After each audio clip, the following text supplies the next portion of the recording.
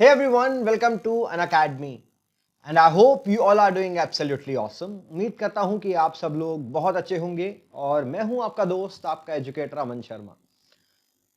आज आप लोगों के लिए मैं लेकर आया हूं वीकली पीआईबी एनालिसिस, जहां पर प्रेस इंफॉर्मेशन ब्यूरो की जो पूरे हफ्ते की टॉप न्यूज़ेस हैं उसको हम लोग आज बहुत ही क्रिस्प कॉम्प्रिहेंसिव मैनर में कवर करेंगे।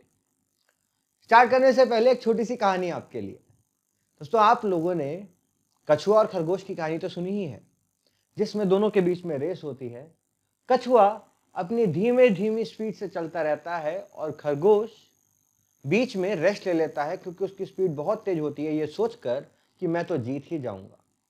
जब तक खरगोश की नींद खुलती है तब तक कछुआ अपनी मंजिल तक पहुंच चुका होता है और रेस जीत चुका होता है।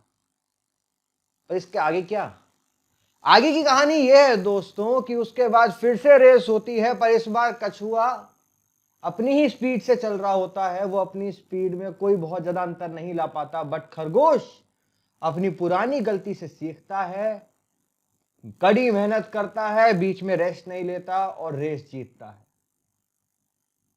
जीवन में slow and steady wins the race एक पार्ट ऑफ द गेम है, और दूसरा पार्ट ऑफ द गेम यह है कि आप अपनी पिछली गलतियों से सीखते हो या नहीं सीखते हो। आज के सेशन को बिना किसी देरी के करते हैं शुरू। आज हम लोग कवर अप करने वाले हैं from 7th of October to 14th of October 2022 के डेली पीआईबी एनालिसिस का एक बेहतरीन कंपाइलेशन, जिसमें आपको इस हफ्ते की टॉप न्यूज़ेस पता लगेंगी। तो पहले एक बार इंडेक्स देख लेते हैं। उससे पहले गाइस, इस सेशन की पीवीडीएफ आपको मेरे टेलीग्राम ग्रुप अमन शर्मा एसपीएल में मिल जाएगी। अमन शर्मा एसपीएल इसलिए, जितने भी मेरी फ्री क्लासेस होती हैं उनकी सारी डिटेल मेरे इस टेलीग्राम ग्रुप में आती है। Do not forget to follow me on Instagram also. अगर आपको कोई भी डाउट है, कोई भी दिक्कत आ रही है, तो आप लोग मुझे इंस्टाग्राम पे फॉलो करके इंस्टाग्राम पे आप मुझे मैसेज कर सकते हैं। So what are the topics of the day? आज कौन कौन से टॉपिक्स आप मेरे साथ कवर अप करने वाले हो? तो आज के टॉपिक हैं दोस्तों पीएम डिवाइन। हम लोग flexi fuel strong hybrid electric vehicle के बारे में कवर अप करेंगे। We will be covering about United Nation World Geospatial International Congress. हम लोग पोषण माह 2022 के बारे में कवर अप करेंगे, ऑल्दो इसके बारे में हम लोगों ने सितंबर के मंथ में भी कवर अप किया था। We will be covering about project Mausam. ये बहुत पुराना प्रोजेक्ट है, वापस से न्यूज में आया है। Then we will be covering about Credit Guarantee Scheme for Startups, CGSS and IFSMAR 7. So these are the top topics जो कि हम लोग आज के सेशन में कवर अप करने वाले हैं। तो चलिए शुरू करते हैं आज के पहले टॉपिक से। पहला टॉपिक है पीएम डिवाइन। सबसे पहले तो आप डिवाइन के आखिरी के जो दो शब्द हैं उनके ऊपर फोकस करोगे, दैट इज NE। इसका मतलब है हमारा नॉर्थ ईस्ट वाला पोर्शन। ठीक, प्रधानमंत्री डिवाइन स्कीम। डिवाइन का मतलब है development initiative for north east region. तो आपने देखा होगा, जब से इंडो पैसिफिक के ऊपर ओवर ध्यान देने की बात की जा रही है, पूरी दुनिया का एपिसेंटर बन चुका है हमारा इंडो पैसिफिक रीजन, उसके बाद से हमारा फोकस हमारे नॉर्थ ईस्टर्न रीजन के डेवलपमेंट के ऊपर और भी ज्यादा बढ़ गया है। ऑल्दो ये फोकस हमारा पहले भी था, जैसे हम लोगों ने लुक ईस्ट पॉलिसी लॉन्च करी थी हम लोगों ने उसके बाद development of north eastern reason के लिए हम लोगों ने अलग से मंत्रालय भी बना दिया। पर अब पीएम डिवाइन स्कीम आई है, क्योंकि सब कुछ इंफ्रास्ट्रक्चर के ऊपर बेस होता चला जा रहा है। चाहे हम लोगों ने गति शक्ति इनिशिएटिव लॉन्च किया हो, चाहे हम लोगों ने आत्मनिर्भर भारत लॉन्च किया हो, चाहे हम लोगों ने सप्लाई चेन मैनेजमेंट का एक अलग से प्रोजेक्ट्स लॉन्च करे हो, चाहे हम लोगों ने मोनेटाइजेशन पाइपलाइन लॉन्च करी हो, चाहे हम लोगों ने इंफ्रास्ट्रक्चर पाइपलाइन लॉन्च करी हो, हमारा पूरा फोकस ये है कि भाई हमको अपने आप को डेवलप करना है। खुद को डेवलप करेंगे तभी स्ट्रेटेजिकली, मिलिट्रिकली, इकोनॉमिकली पूरी दुनिया के सामने खड़े हो पाएंगे इस मल्टीपोलर वर्ल्ड के अंदर। और इसीलिए पीएम डिवाइन स्कीम को भी लॉन्च किया गया। ये एक नई स्कीम है, prime minister development initiative for north eastern reason, और इसको 4 साल के लिए लॉन्च किया गया है for the remaining 4 years of the 15th finance commission from 2022 to 2025-26। Now ये स्कीम है क्या? इस स्कीम के अंदर इंफ्रास्ट्रक्चर और सोशल डेवलपमेंट के जो प्रोजेक्ट्स हैं दोस्तों, उसको फंड किया जाएगा। कौन से प्रोजेक्ट्स? इंफ्रास्ट्रक्चर और सोशल डेवलपमेंट के प्रोजेक्ट्स। इनिशियल एलोकेशन इसके अंदर 1500 करोड़ रुपए की आई है, 1500 करोड़ रुपीस की है। अब इसका मेन ऑब्जेक्टिव क्या होगा? देखो, जिस तरीके से पीएम गति शक्ति का मेन मकसद क्या है, यहां पर हम लोग सप्लाई चेन डेवलपमेंट के ऊपर ध्यान दे रहे हैं, देश के अंदर लॉजिस्टिक ईज के ऊपर ध्यान दे रहे हैं, और अलग अलग मंत्रालयों को हम लोग डिजिटल गति शक्ति भी प्रोवाइड कर रहे हैं, जिसके अंदर वो एक दूसरे के जो प्रोजेक्ट्स चल रहे हैं उस रीजन में उसकी जानकारी हासिल कर पाएंगे और उन जानकारी के हिसाब से ही अपने आगे प्रोजेक्ट चलाएंगे। तो उसके साथ इसको लिंक करेंगे तो डेफिनेटली लाइवलीहुड एक्टिविटीज डेवलप होंगी, क्योंकि दोस्तों जहां पर भी इंफ्रास्ट्रक्चर प्रोजेक्ट पहुंचते हैं, जैसे मान लो कहीं पे सड़क हो रही है और एयरपोर्ट्स डेवलप हो रहे हैं, एयरपोर्ट्स डेवलप हो रहे हैं, तो उनके पैरेलली एयरपोर्ट्स के पैरेलली आप देखोगे बहुत सारे बैकवर्ड लिंकेज लाइवलीहुड जनरेट होती हैं, एम्प्लॉयमेंट अपॉर्चुनिटीज आती हैं, वहां पे नया नया कैपिटल इनफ्लो आता है, वहां पे बाहर से भी फॉरेन डायरेक्ट इन्वेस्टमेंट आता है। जब इतनी सारी चीजें आती हैं तो वो जगह ऑटोमेटिकली दोस्तों डेवलप होने लगती है। और नॉर्थ ईस्टर्न रीजन को एक जो शिकायत थी और एक बहुत बड़ा गैप था कि बोलते हैं ना कि वो बाकी जो भारत का हिस्सा है उसके साथ अपने आप को थोड़ा लेस कनेक्टिव महसूस करता था। जब हम लोग डेवलपमेंट के ऊपर ध्यान देंगे, सप्लाई चेन मैनेजमेंट के ऊपर ध्यान देंगे, तो वो सारी चीजें भी हमारे लिए इजीली सॉल्व आउट हो जाएंगी। क्लियर? नाउ गाइस, ये जो नई स्कीम है इसको इंप्लीमेंट करने की जिम्मेदारी सेम डोनर मंत्रालय को दी गई है, ministry of development of north eastern reason को प्रोवाइड की गई है। ऑल्दो इस प्रोजेक्ट को अनाउंस 2022-2023 के बजट में कर दिया था, क्योंकि डेवलपमेंट प्रोजेक्ट्स के अंदर बहुत सारे गैप हैं नॉर्थ ईस्टर्न रीजन के। अब इस रीजन की डेवलपमेंट हम लोगों को एक अच्छी खासी पेस में देखने को मिलेगी। मेन मकसद क्या है कि भाई जो हमें इंफ्रास्ट्रक्चर है उसको हम लोग फंड कर पाए in the spirit of PM Gati Shakti initiative to support social development projects based on needs of the north eastern region. तो यहां पे उन प्रोजेक्ट्स के ऊपर भी फोकस किया जाएगा जो हमें ऐसा लगता है कि नॉर्थ ईस्टर्न रीजन में गैप रह गए हैं, नॉर्थ ईस्टर्न रीजन की वो जरूरतें हैं, एंड इसकी मदद से लाइवलीहुड जनरेट होगा, एम्प्लॉयमेंट एक्टिविटीज जनरेट होगी और अलग अलग सेक्टर्स के अंदर इन्वेस्टमेंट पीएम डिवाइन स्कीम के अंदर आएगी। So this was all about PM divine scheme. ठीक, जो पीएम डिवाइन है वो क्या क्या करेगी? वो इंफ्रास्ट्रक्चर क्रिएट करेगी, इंडस्ट्रीज को सपोर्ट करने वाली है, सोशल डेवलपमेंट करने वाले हैं, लाइवलीहुड एक्टिविटीज देंगी, मिनिस्ट्री ऑफ डोनर के थ्रू इसको इंप्लीमेंट किया जाएगा और जितने भी प्रोजेक्ट्स होंगे उसके लिए हम लोग पीपीपी मॉडल का इस्तेमाल करेंगे, पब्लिक प्राइवेट पार्टनरशिप का इस्तेमाल करेंगे, that two type of EPR, engineering procurement construction. तो इस वाले पीपीपी मॉडल का हम लोग इस्तेमाल करेंगे पीएम डिवाइन स्कीम के अंदर। कूल, बढ़िया, आ गया समझ? चलो, बहुत बहुत बढ़िया। दोस्तों आप देखो टेक्नोलॉजी धीरे धीरे डेवलप होती जा रही है ना, और हम लोग भी इसी टेक्नोलॉजी के ऊपर फोकस कर रहे हैं। आप देखो अब तो हाइब्रिड कार्स भी आ गई हैं और मेन फोकस ये हो रहा है कि हम लोग भाई किसी भी तरीके से जो हमारा इंपोर्ट डिपेंडेंस है ऑयल के ऊपर उसको कम कर सकें, क्योंकि आज की डेट में भी हमारे देश के अंदर जो स्थिति है, जो इन्फ्लेशन की कंडीशन पैदा हो रही है, we all know that is an imported inflation, because जो भी फिस्कल और मॉनेटरी पॉलिसी सरकार ने अपनाई, फिर कुछ ग्लोबल ऑर्डर, चाहे वो यूएस फेड रिजर्व जिस तरीके से खेल खेल रहा है अपने इंटरेस्ट रेट के साथ, यूक्रेन और रशिया वॉर, और रिसेंटली ओईसीडी देश ने भी कुछ फैसले लिए, ओपेक कंट्रीज और ओपेक प्लस कंट्रीज ने भी फैसले लिए, और इन फैसलों के बाद क्या हुआ? ऑयल के प्राइसेस और ज्यादा बढ़ रहे हैं, हमारा जो रुपी डॉलर एक्सचेंज रेट है वो भी आसमान छू रहा है। तो उन सारी की सारी चीजों को ध्यान में रखते हुए हमको फोकस करना है कि फॉसिल फ्यूल बेस्ड जो हमारे पास रिसोर्सेज हैं उनको कम से कम इस्तेमाल करें, उनके ऊपर इंपोर्ट डिपेंडेंस कम करें, और उसके लिए we want hybrid technology. Hybrid technology मतलब जहां पर हम लोग इन फ्यूल्स के साथ अन्य और चीज़ों का इस्तेमाल कर सकें। जैसे इलेक्ट्रिक व्हीकल्स आजकल आ रहे हैं, तो फुल इलेक्ट्रिक व्हीकल्स की जगह अगर हम लोग हाइब्रिड का इस्तेमाल कर दें कि भाई ड्राइव के आधार पर कभी वो फ्यूल यूज़ कर रहे हैं, और जैसे ब्रेकिंग सिस्टम या बाकी सारे सिस्टम है वहाँ पर हम लोग इलेक्ट्रिक मोड यूज़ कर रहे हैं, उसके अंदर भी बहुत हद तक हम लोगों को एनर्जी सेव होती हुई नजर आएगी। और देखो इस चीज़ का दोस्तों क्लाइमेटिक इम्पैक्ट भी होगा कि भाई जब कम यूज़ होगा तो क्लाइमेट को भी कम नुकसान होगा, तो ये दोनों चीज़ों में फायदेमंद होगा। तो आज का जो हमारा अगला टॉपिक है दोस्तों, that is flexi fuel strong hybrid electric vehicle, FFV शेव।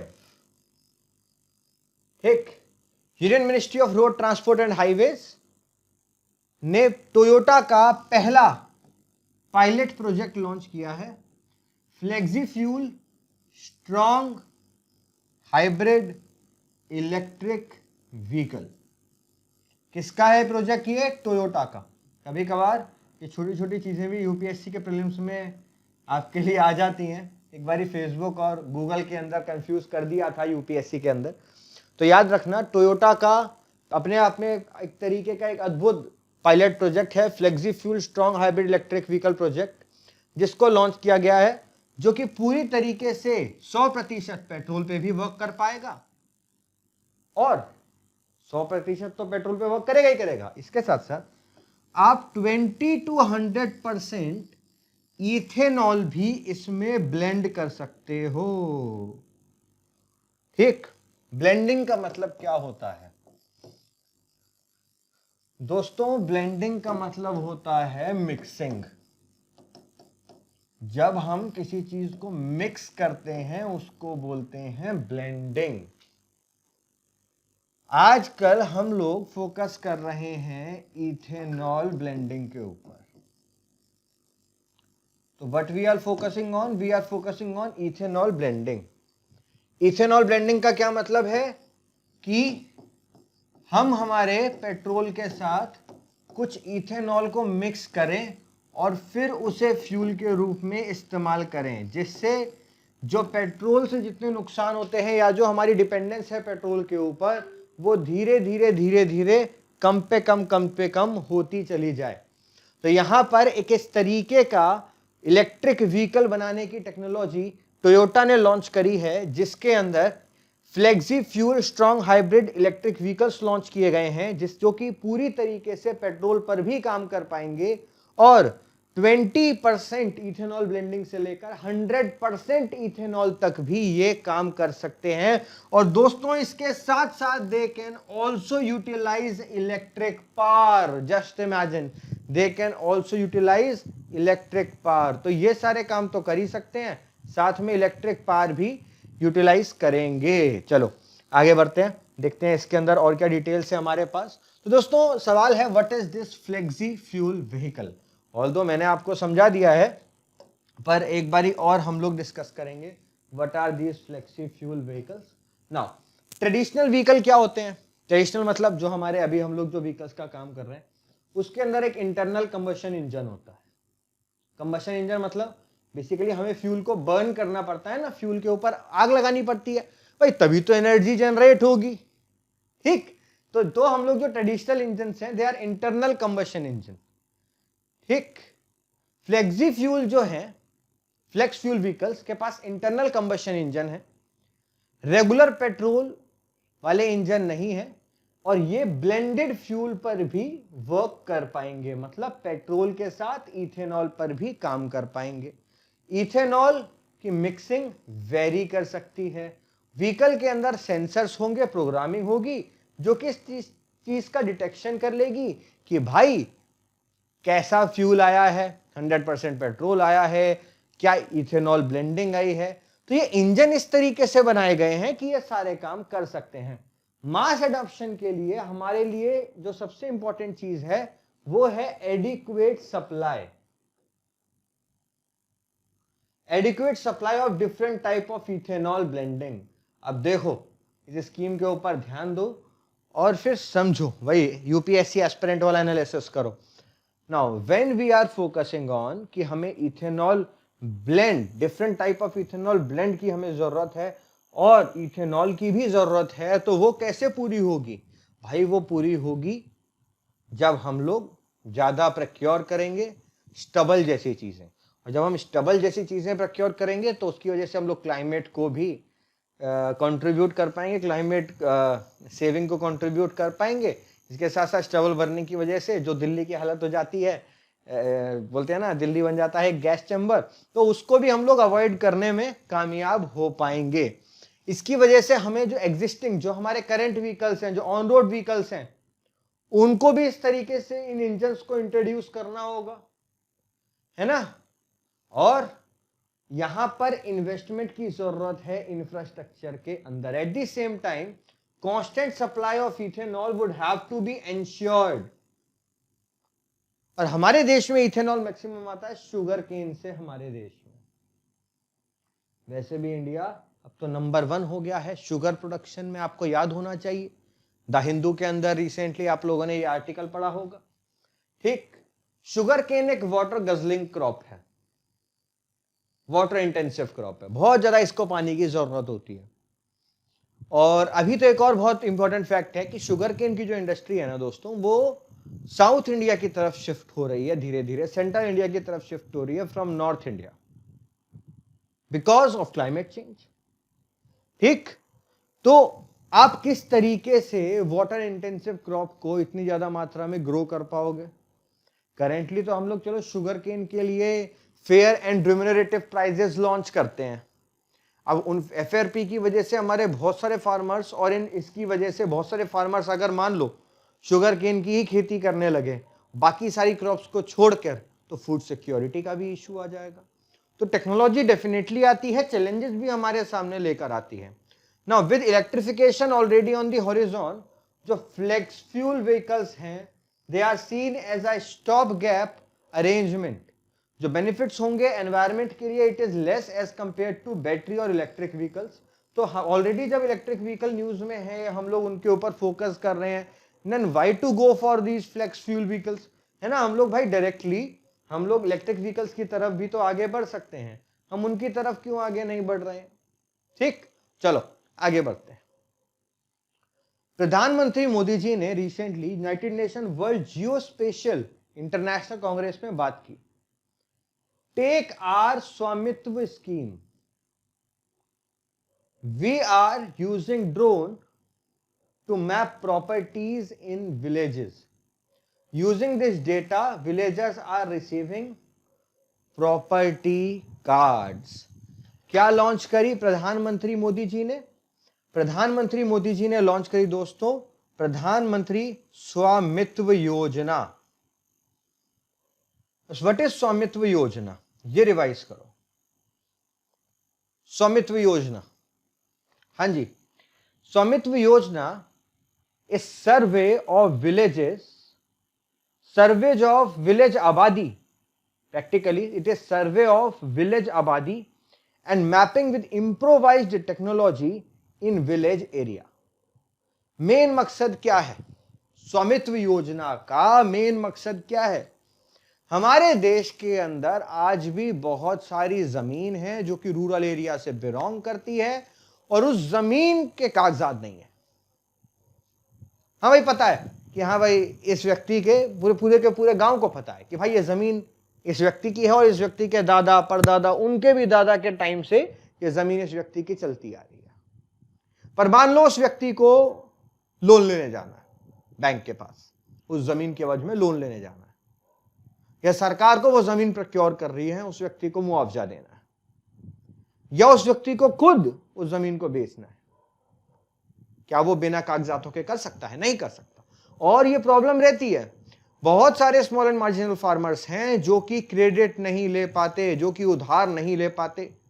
अब जब वो क्रेडिट नहीं ले पाते तो सरकार ने सोचा भाई क्या करें। सरकार ने बोला तो भाई चलो टेक्नोलॉजी का इस्तेमाल करो, और टेक्नोलॉजी आज की डेट में है ड्रोन टेक्नोलॉजी का इस्तेमाल करके उन जगहों को मैप करो। Let us map these areas. Map करके उन जमीनों का पूरा एकदम कागज वागज बनाए जाए, इवन उनको यूएल पिन दिया जाए, उन जमीनों का आधार कार्ड उनको प्रोवाइड कराया जाए। दूसरी, United Nation World geospatial information Congress inaugurate की गई हैदराबाद के अंदर, जहां पर प्रधानमंत्री नरेंद्र मोदी जी ने स्वामित्व योजना को वापस से मुद्दों में ला दिया। ना what is geospatial?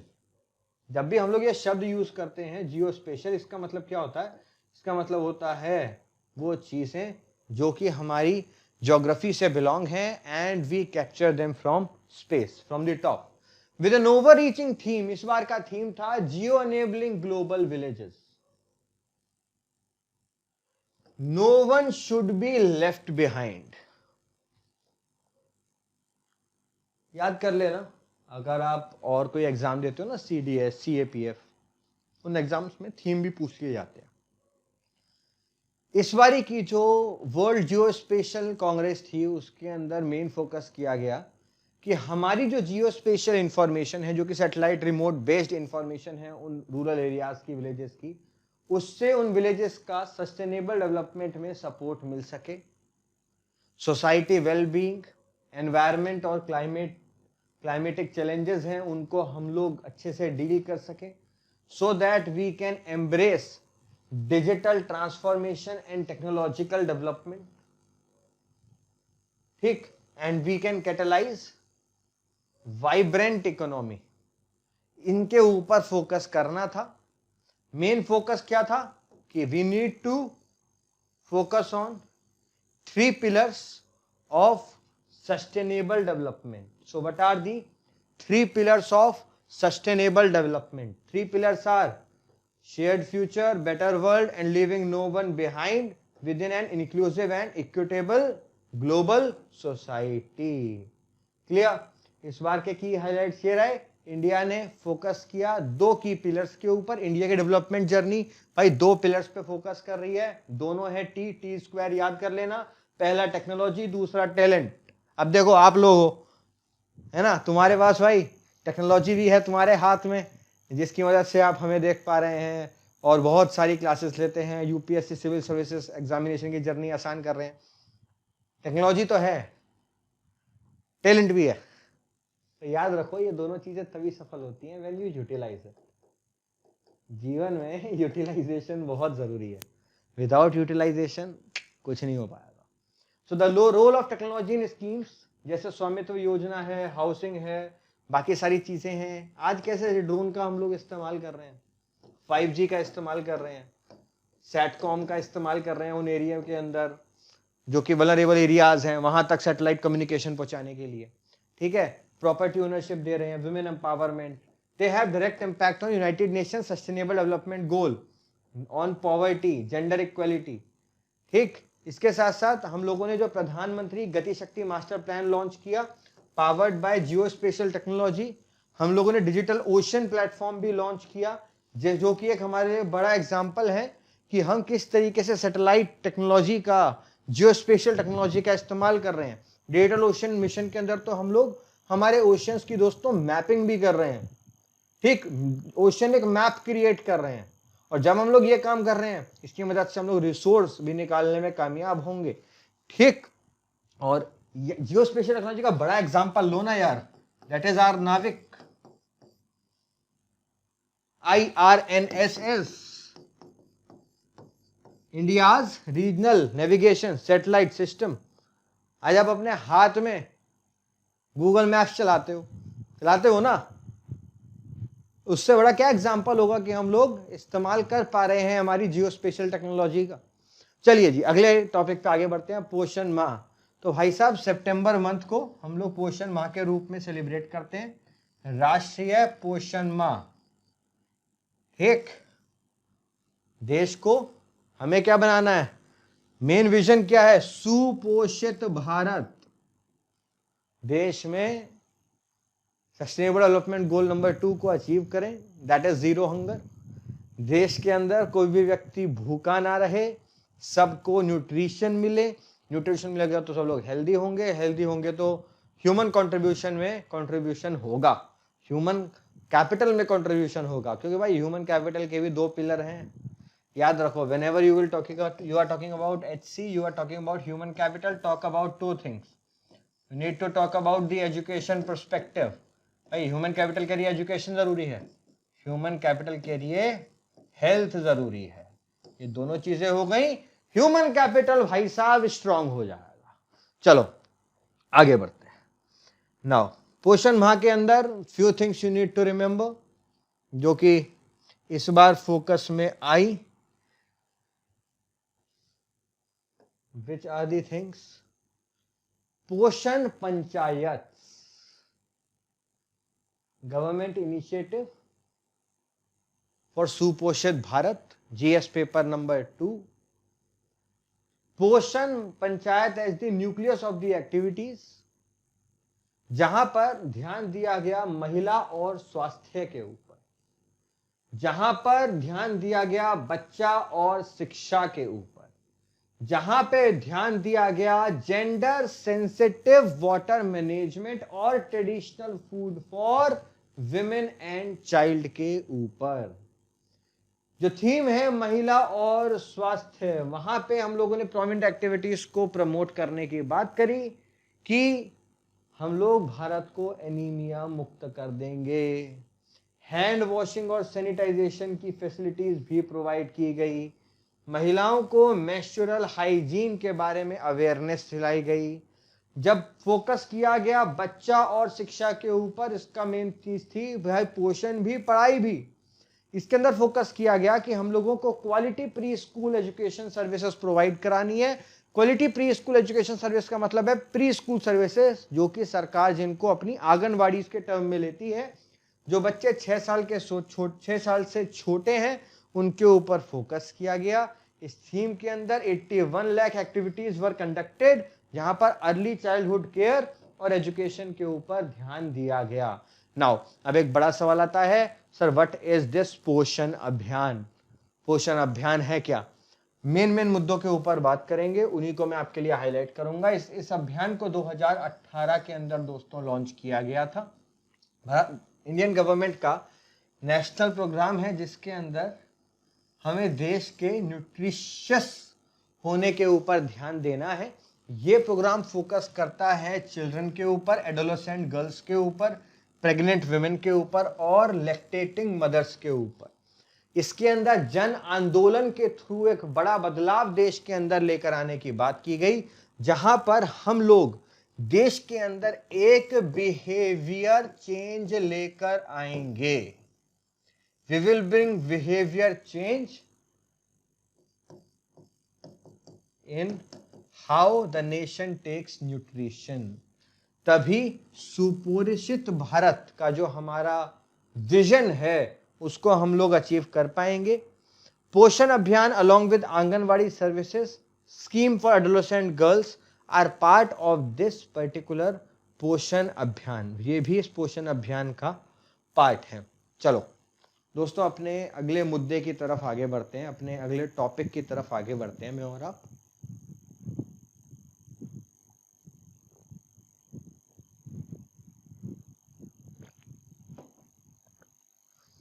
So our next topic is project Mausam. ये मिनिस्ट्री ऑफ कल्चर का प्रोजेक्ट है, मिनिस्ट्री ऑफ कल्चर का प्रोजेक्ट है ये प्रोजेक्ट मौसम, with the objective of promoting further research and broadening our understanding of this subject।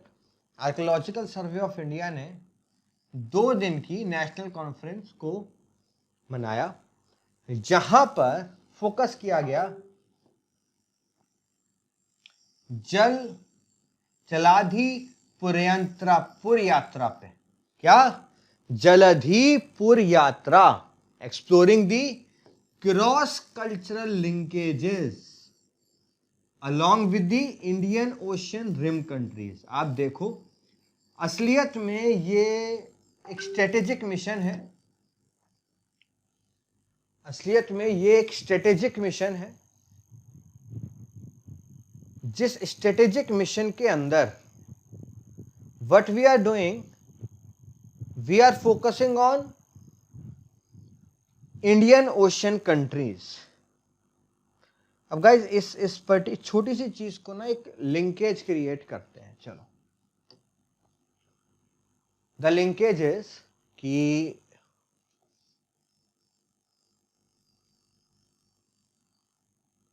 This is India, this is Indian Ocean region. अब पुराने समय में जाओ, मैरीटाइम सिल्क रूट के बारे में जैसे चाइना बात करता है, उस तरह देखो इंडिया के अंदर जितने भी लोग आए वो थ्रू ओशियंस आए।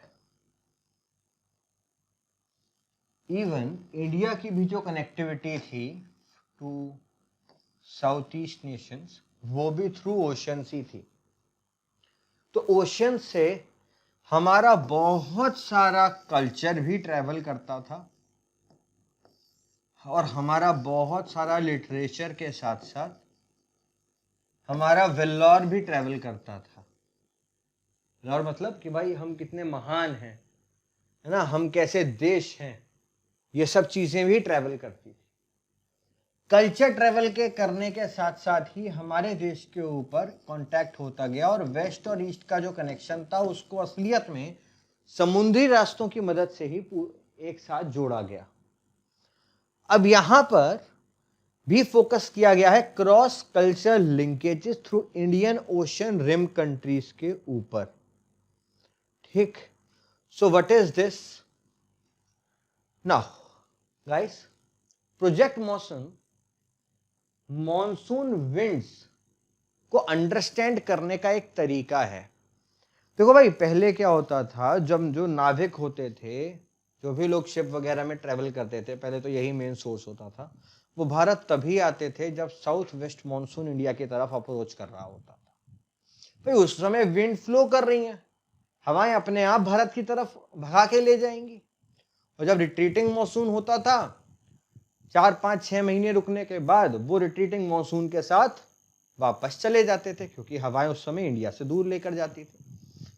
इन्हीं मॉनसूनल विंड्स को हमें अंडरस्टैंड करना है, बाकी अन्य क्लाइमेटिक फैक्टर और अलग अलग तरीकों को अंडरस्टैंड करना है जिसने हमारी हिस्ट्री को इंपैक्ट किया है, और अलग अलग इंडियन ओशन रीजन के जो देश हैं उनको आपस में कनेक्ट करने में हेल्प करी है।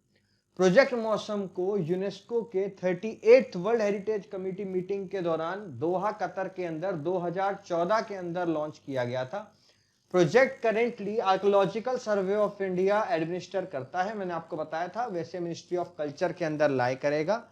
मेन मकसद इसका 2 लेवल पे है। मेन मकसद इस प्रोजेक्ट का 2 लेवल पे है।